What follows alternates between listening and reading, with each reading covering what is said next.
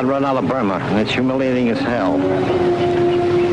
I think we ought to find out what caused it, go back and retake the place.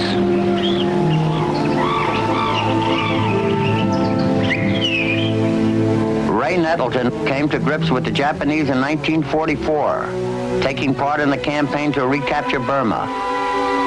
A native of Yorkshire, England, today he lives in Santa Monica, California, where he works as a metal pattern maker. I think the inscription on the memorial at Kohima says it all. When you go home, tell them of us and say, for your tomorrow, we gave our today. Toshio Nakazawa faced the British Army in the Second Battle of Burma. Today he is a teacher in Toshigi Prefecture, Japan. I always had in my mind the great mission I must accomplish. That is, to educate the next generation. For this, I told myself, I must not perish in Burma. I must come back. In the terrible struggle for Burma, the paths of Toshio Nakazawa and Ray Nettleton crossed for a brief moment. Two fighting men, one Japanese, one British, relived that moment in history.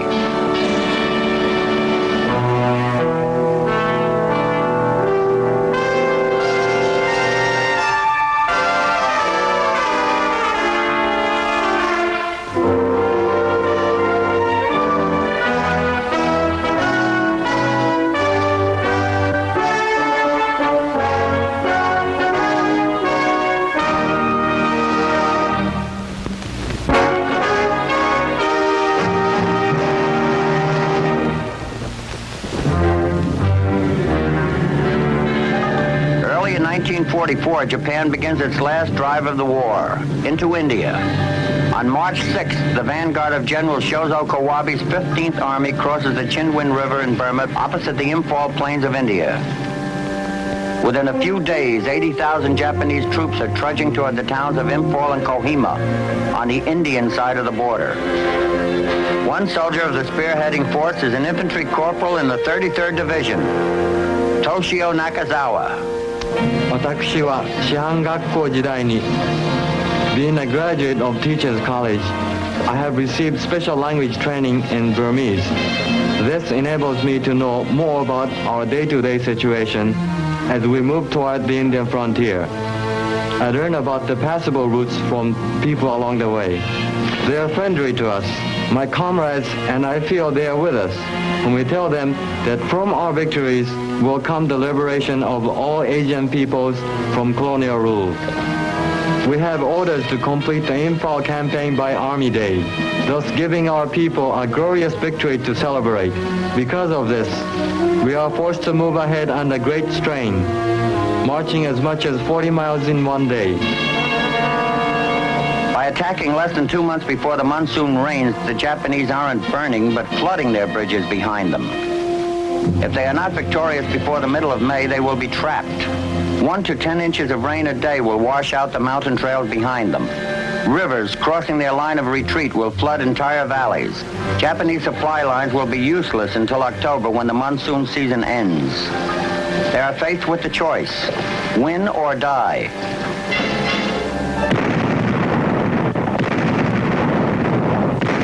With the British are many Indian troops. They have the same uniforms, but they wear turbans. Their bodies are strong and tall, and we are much impressed by their courage in battle. As Asians, we call on them to join us, but they only fire back.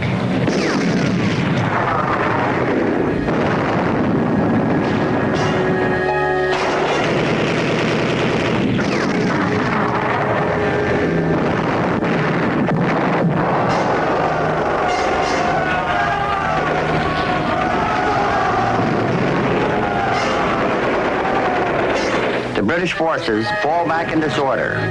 By early April, the situation around Imphal is critical. At Kohima, desperate.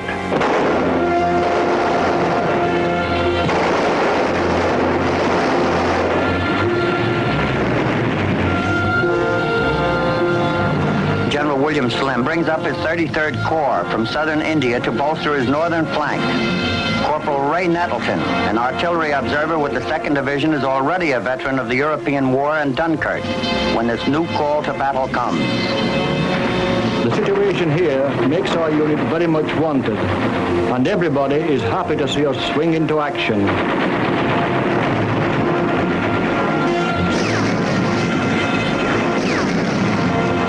My job is that of artillery signaller, spotting enemy positions and directing our fire against them.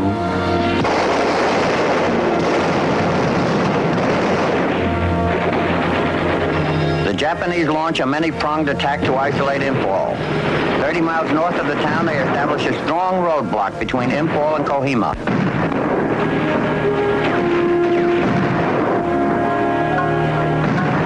General Slim has lured the enemy into large-scale combat in an area where the Japanese supply lines are stretched thin. The defenders have one more advantage, nearly 100% air control. British and American planes hamper enemy troop activity, disrupt supply and communication.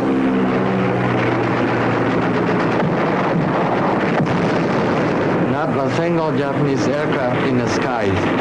Only the wicked formations of enemy planes attacking us day in and day out.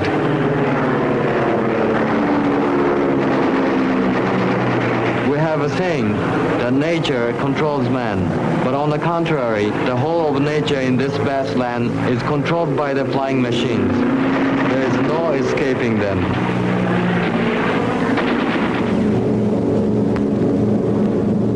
Kohima is caught short of both food and ammunition. It is supplied by airdrop. But so close is the fighting now, the attackers as well as the defenders benefit from the heavenly packages.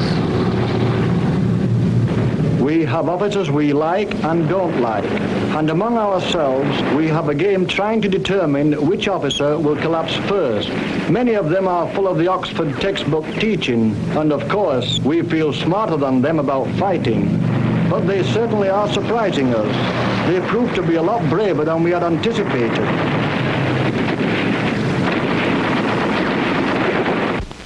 By the middle of May, the British are hopeful. Around Kohima, the enemy is on the defensive. In the Impol area, air attacks and patrol activity render the Japanese supply situation desperate. And best of all, the monsoon, a trifle late this year, can't be far off.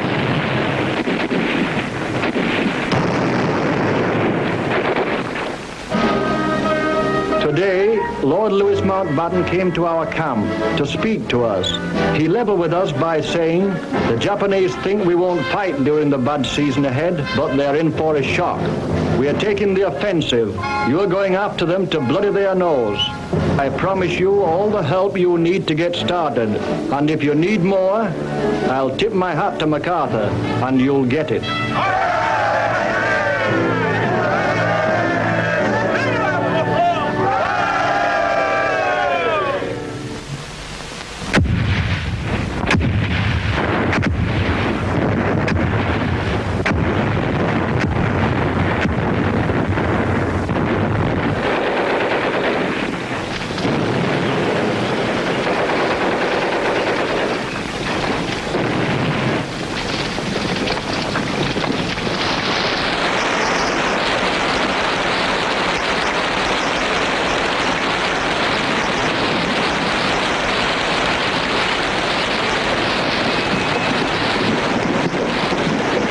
It rains without pause, and we are forced to retreat before the attacking enemy. Most of my company is lost, so I join with other groups from our regiment.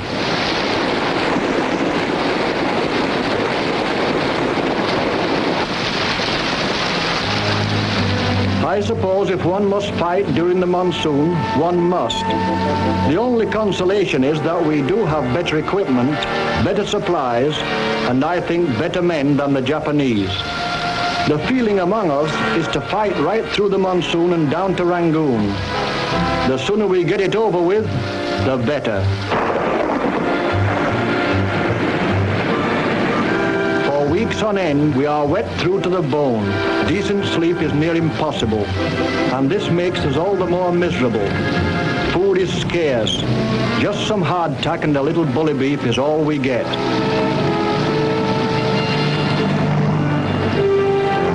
June 22nd, 1944.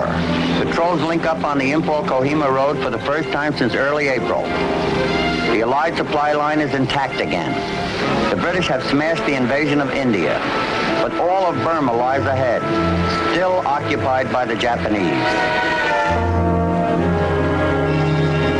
By July 1944, the British have repulsed the Japanese invasion of India. With their supply lines cut by the monsoon, the Japanese face starvation and are running out of ammunition. For a few disciplined units, the retreat is orderly. But for most, it is a rout. Between them and the safety of the central Burma plain lie mountains more than 9,000 feet high and dense jungle.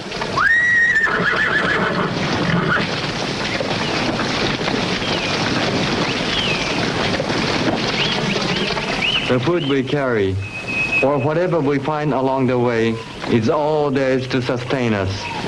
I eat as little as possible and keep the rest for the long journey over the mountains.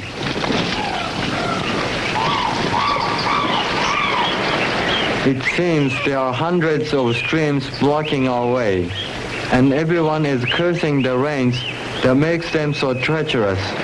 Some of the men are so weak they fall and are swept away before anyone can help them.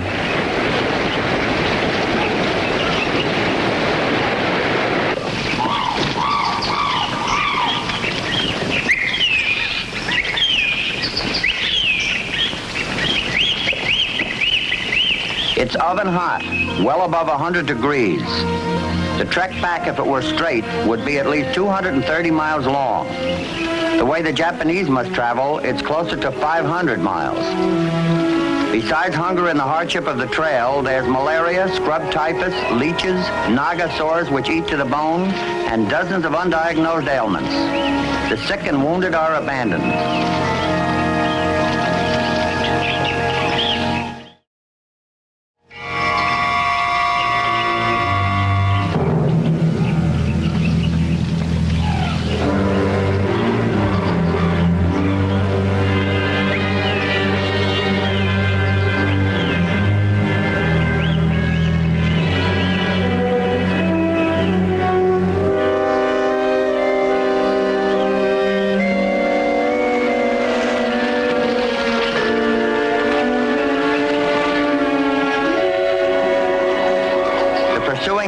Must fight the same jungle, but they aren't starving, though their rations are cut, and they have the means to evacuate the wounded and sick.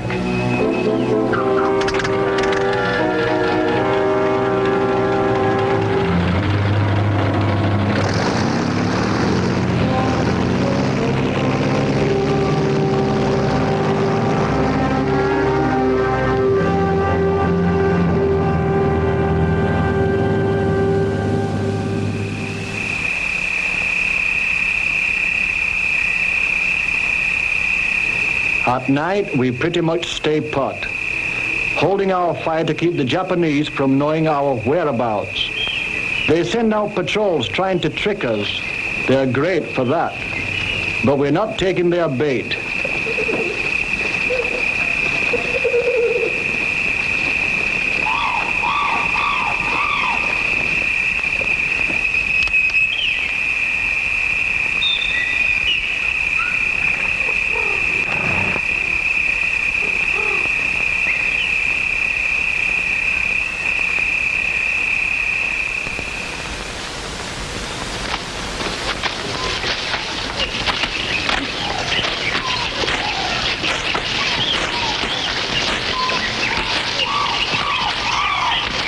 We can barely see 10 feet ahead of us.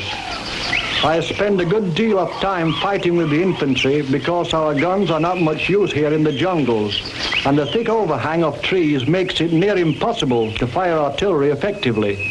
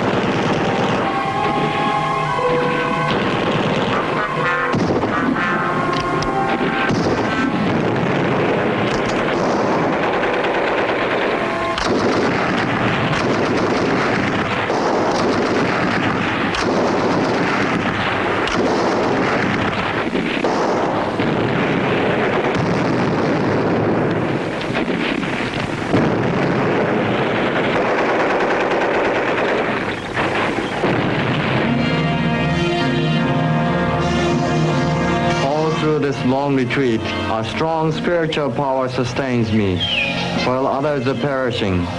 Many of the men lose their heads and race away into the jungle.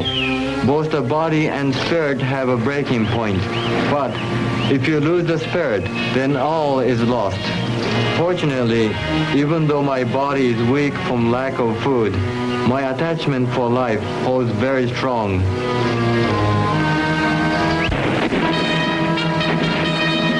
The retreat continues through the summer and fall.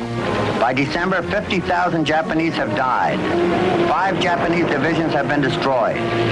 The other side of the coin, the British 14th Army, has lost 40,000 men killed or wounded since Kohima.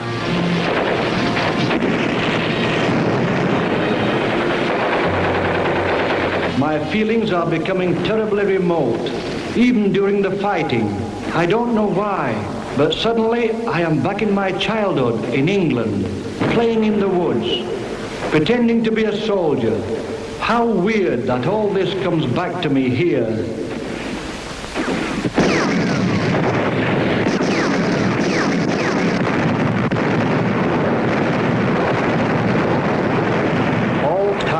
Has compressed into a blur. Days, weeks, and months have disappeared for me. Then one morning, an American plane flies over, towing a long banner reading, "Merry Christmas, 14th Army." Can it really be? I ask myself. Then as proof, a supply of canned turkey and potatoes is parachuted to us. It turns out to be the best feed any of us can remember.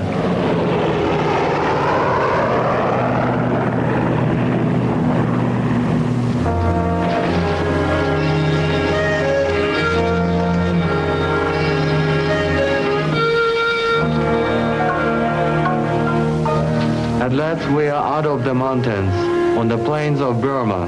Everyone feels safer, though there is much suffering from fatigue and hunger. Knowing the language, I am able with kind words to obtain some food.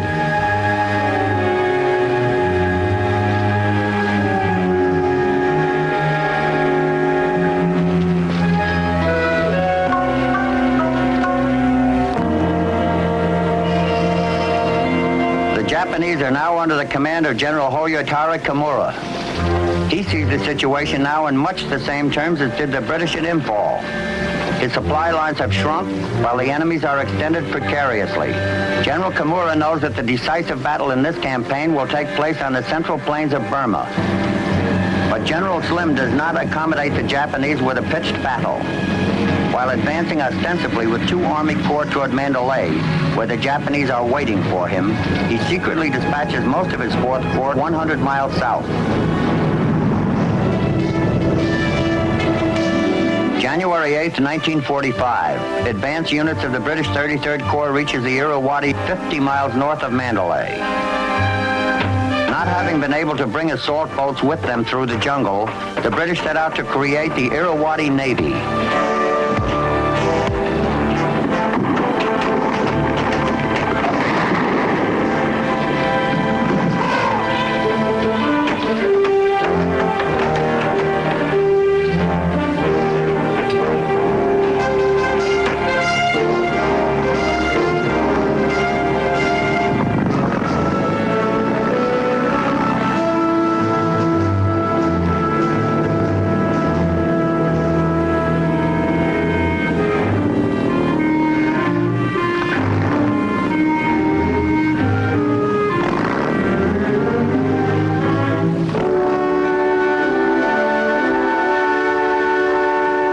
In mid-February, the battle for Mandalay is on.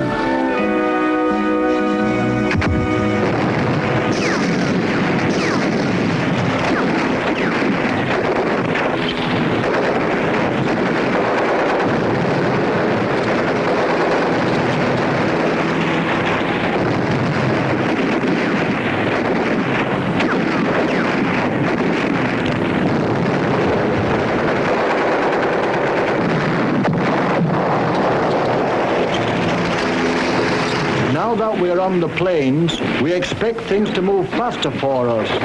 The flat terrain is more suitable for our mechanized equipment the air transports are bringing in. and we should have the Japanese running hard before long.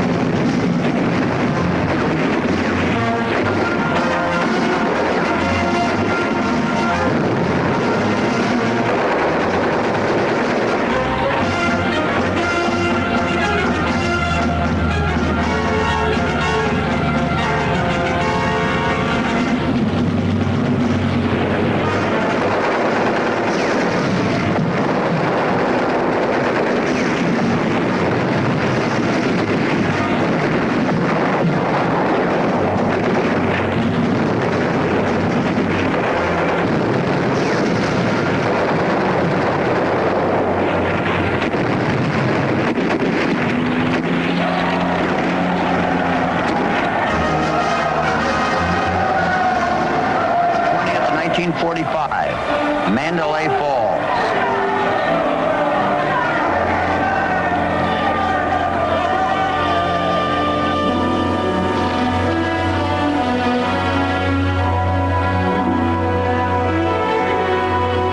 It is strange how the natives look upon us now. When we were victorious, they say the soldiers of God have come to save us from the foreign devils. Now they turn away from us. I feel as if I have been struck by fire in the eyes.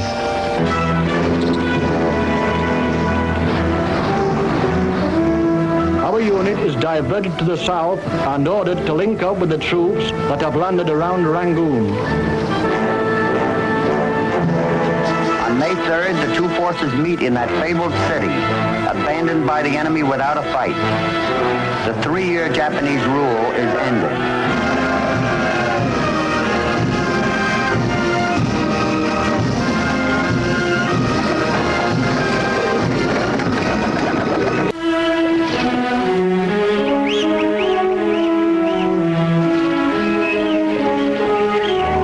Toshio Nakazawa, who rose to the rank of sergeant major during the Battle of Burma, manages to escape into Thailand before the capture of Rangoon.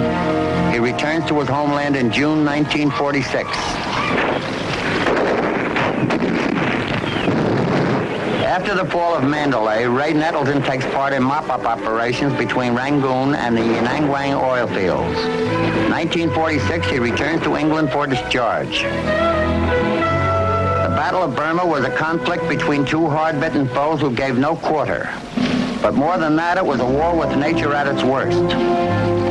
At best, men got only a draw in that battle. Thousands of veterans spread around the globe will never forget what was called the Forgotten Front.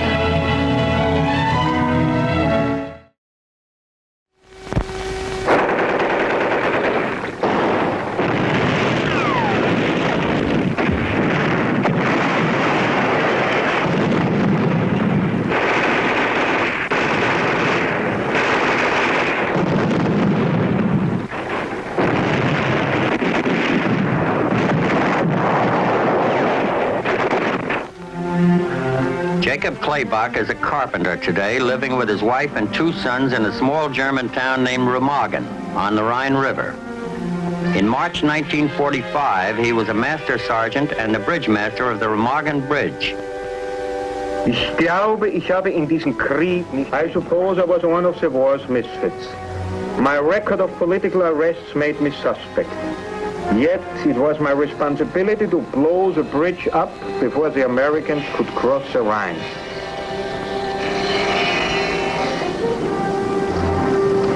C. Windsor Miller is a real estate broker today in Washington, D.C. He lives with his family in Silver Springs, Maryland. In March 1945, he was a lieutenant and a tank platoon leader in the United States Army's 9th Armored Division. I remember when we were told our tanks had to go across the bridge. Nobody knew whether the bridge would hold tanks, but there was only one way to find out, and that was to put tanks on the bridge and try it. At Remagen on the Rhine, the lives of Jacob Klebach and C. Windsor Miller came together for a brief moment. 2 fighting men, 1 German, 1 American, relive that moment in history.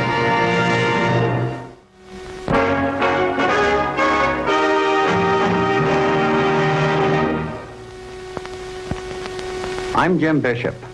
By the fall of 1944, the Allies are sweeping across Europe so fast that General Patton's tanks are running out of gasoline.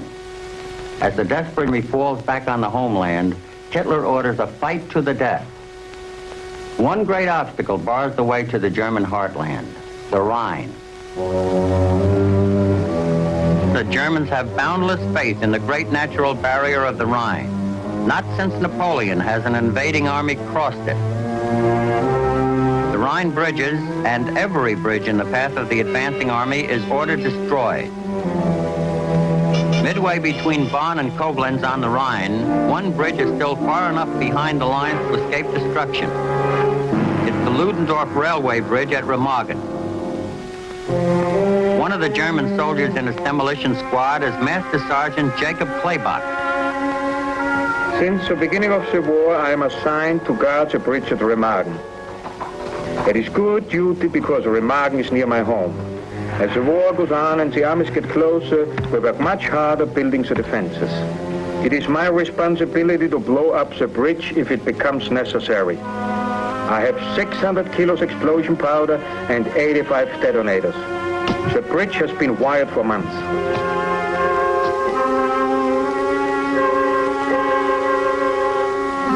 As the German front crumbles, the Nazi high command resorts to desperate measures.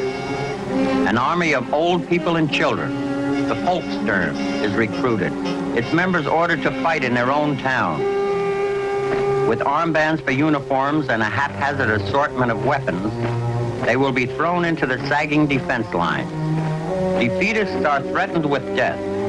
The German who retreats now may escape the enemy's guns, only to find himself under the guns of a firing squad, or at the end of an executioner's rope.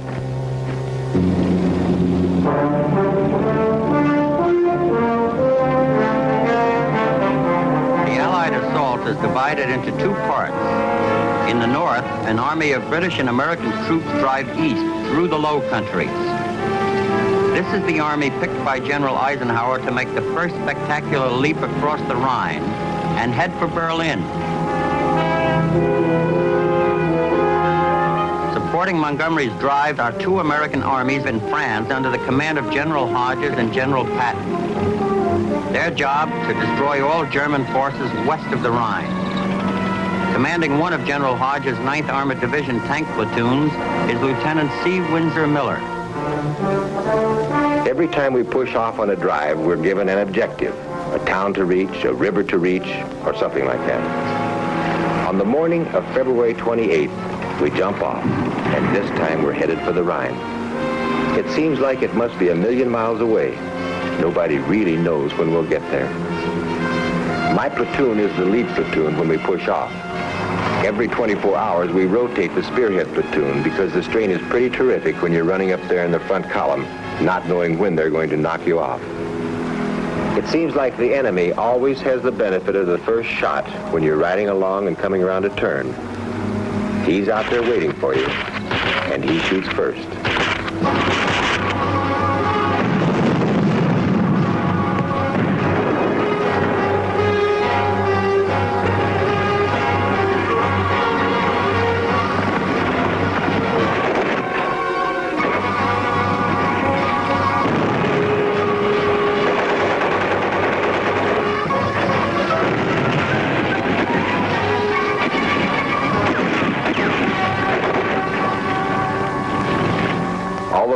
We keep coming to bridges the Germans are blowing up. Some of them, they blow up right in front of us. Thank God we'll get to rest when we get to the Rhine. There won't be a bridge standing for 100 miles. Getting across it is going to be almost a naval operation. Over the roads to Germany moves a strange landlocked fleet. LCVPs, LCMs, and amphibious assault boats of every size and description move toward the Rhine.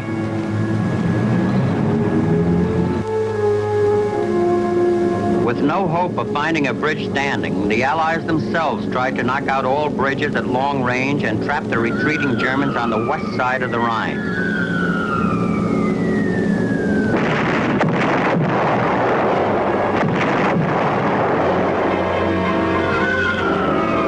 Almost every day the bombers come now. Always they aim for the bridge, but the bombs come down all around us. If they hit it, we have to repair it. Our retreating troops and heavy vehicles as well must be able to cross it. We work hard to fix the bridge so that our soldiers can use it. As the troops retreat, my duty is to stay by the telephone, but the only thoughts that go through my head are, how can you manage to get away from here safely? I keep thinking of my wife and children, and how can I get to them? I'm not a military man, and I don't agree with this whole rubbish here anyway.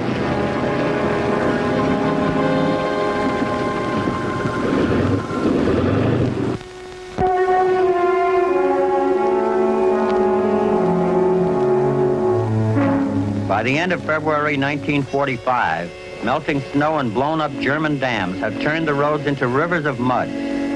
Bogged down, the advancing American armor and infantry slow to a crawl.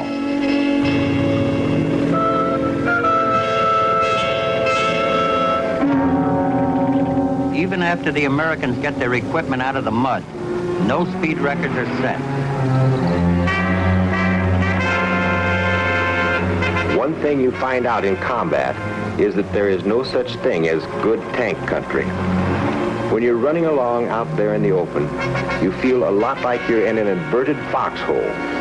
You just stick up in the air. Most people don't realize how vulnerable a tank is. One shell or one man with the right weapon can turn the whole thing into a torch.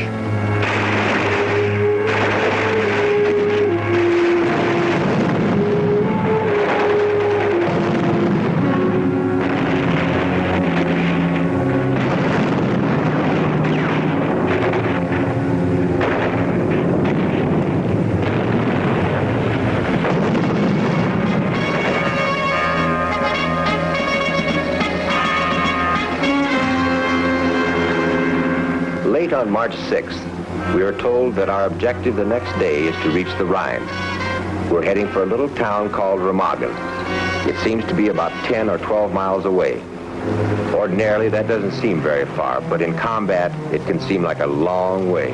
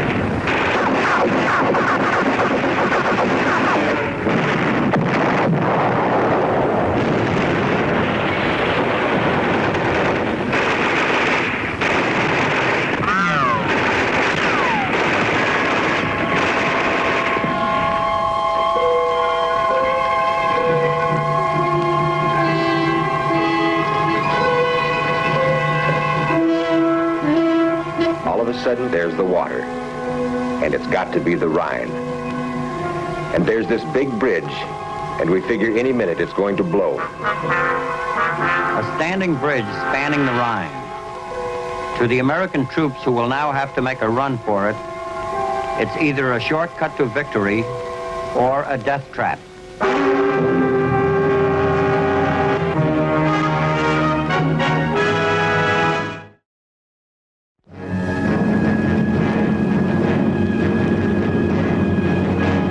March 7th, 1945. A platoon of the American 9th Armored Division reaches the Rhine.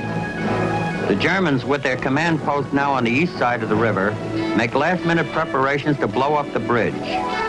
In addition to the regular demolitions, an extra emergency charge is planted near the east end of the bridge. Right away, you ask yourself, what do I do now? Try to knock out the bridge, or should we protect it so we can get across? This one is up to the high command. Finally, the orders come back to try to get as many troops across as we can. So that shatters our dream of a chance for getting any rest.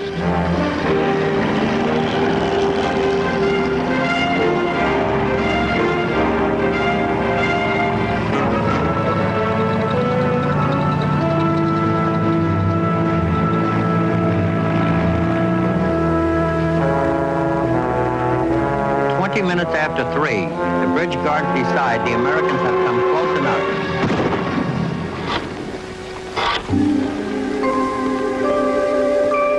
The attempt fails. The Germans now try to set off the emergency charge. To the horror of the Germans, the bridge, although damaged, still stands. To the horror also of the GIs, who now have to defuse it. And then, while we're wondering when the main charge will go off, our engineers run right out onto the bridge to pull any wires and remove any charges that are left. The guys doing that job are a bunch of heroes, if there ever were any.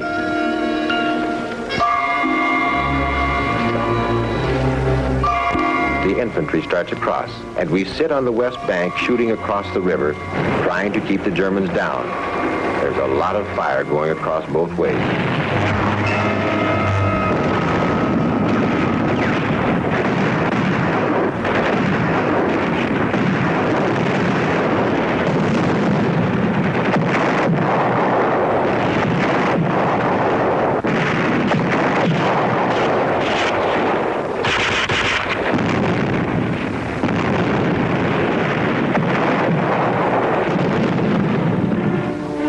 Infantrymen have made it across.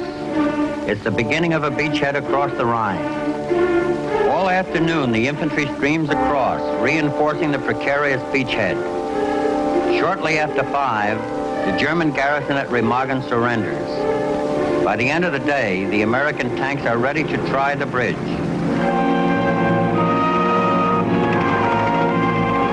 When we finally start to move across, it's a nerve-wracking experience. First of all, it's a railroad bridge. They've got some planking down on it, but if we slide a little, we'll go right in the drink.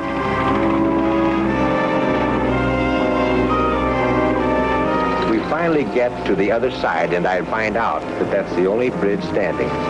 This means that my tank is the farthest tank into Germany.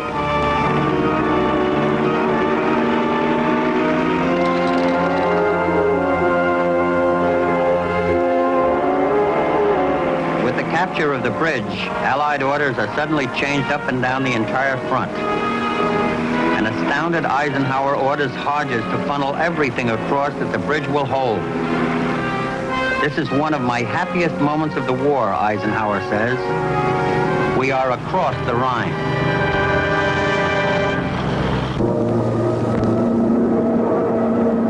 March 8th, the Germans begin to react. First to arrive, Stukas. One of the heaviest concentrations of American ack-ack has been moved in to meet them.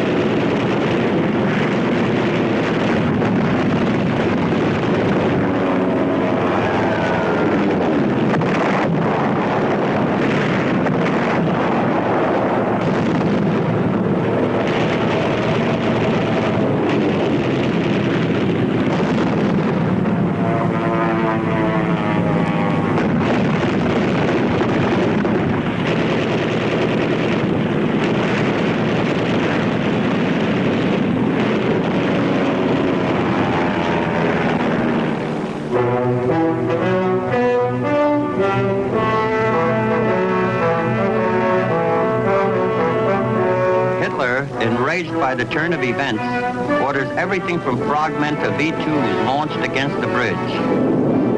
The V-2s will kill 3 American soldiers and some livestock. The frogmen are all captured.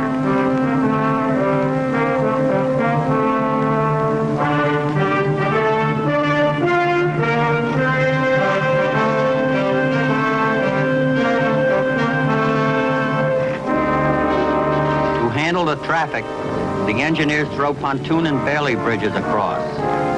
Ducks are brought in to carry back the wounded. The sudden crossing of the Rhine is as disastrous to German morale as it is heartening to Allied spirit. Eisenhower would later write, "We knew then that the enemy's final defeat was just around the corner."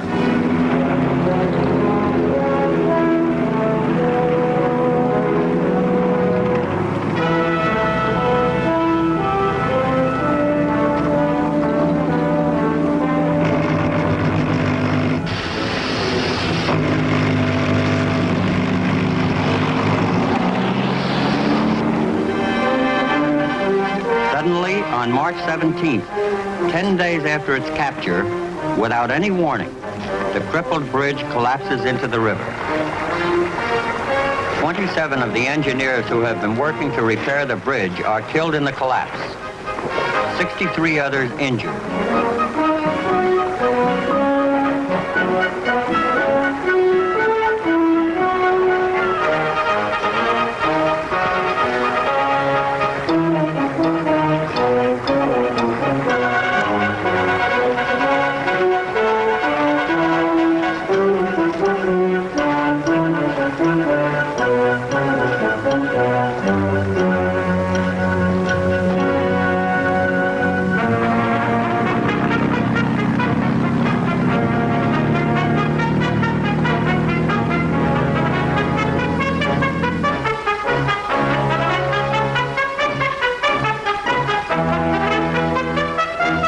As the Americans come across on our side of the Rhine, I slip away.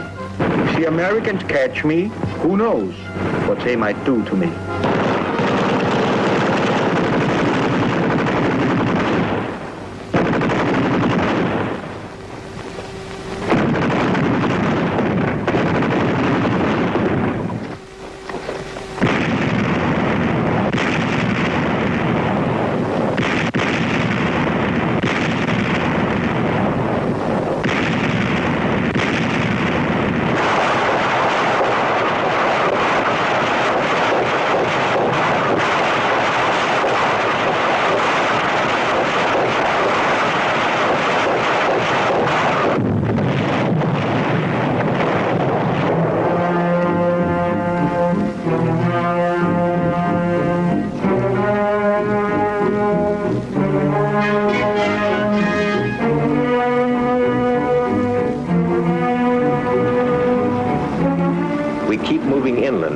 One little town after another.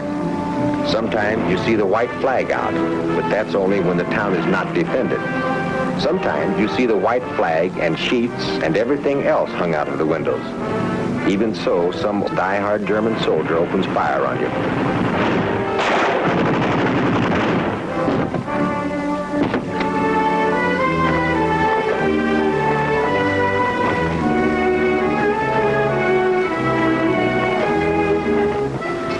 Running into all kinds of people.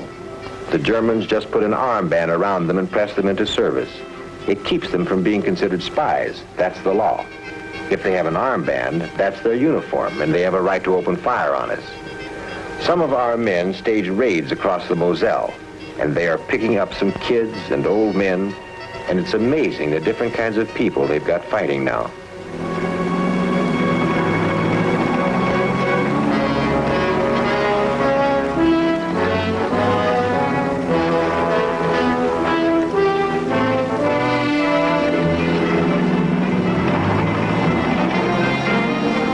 Once I'm told there are some Germans down the road that want to surrender. So we go down to meet them, and then I discover that it's a whole army, and they're terrified of the Russians.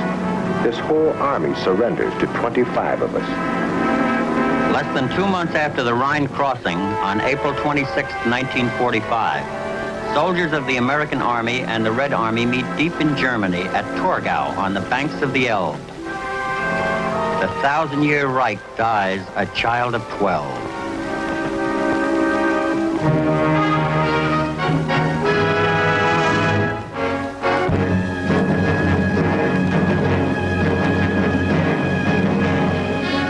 Lieutenant C. Windsor Miller finishes the war in Yugoslavia.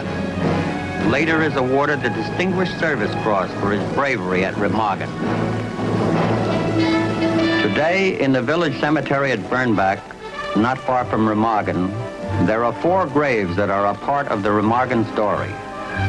They belong to German officers, scapegoats of the bridge fiasco.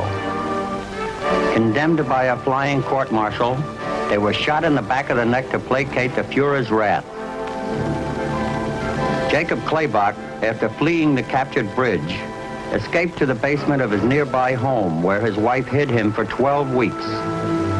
Today, Remagen is home for Jacob Klebach. The ruined towers of the bridge a familiar sight. But for him, as for those who crossed it under fire, the vanished bridge is only a memory, another legend swallowed by the Rhine.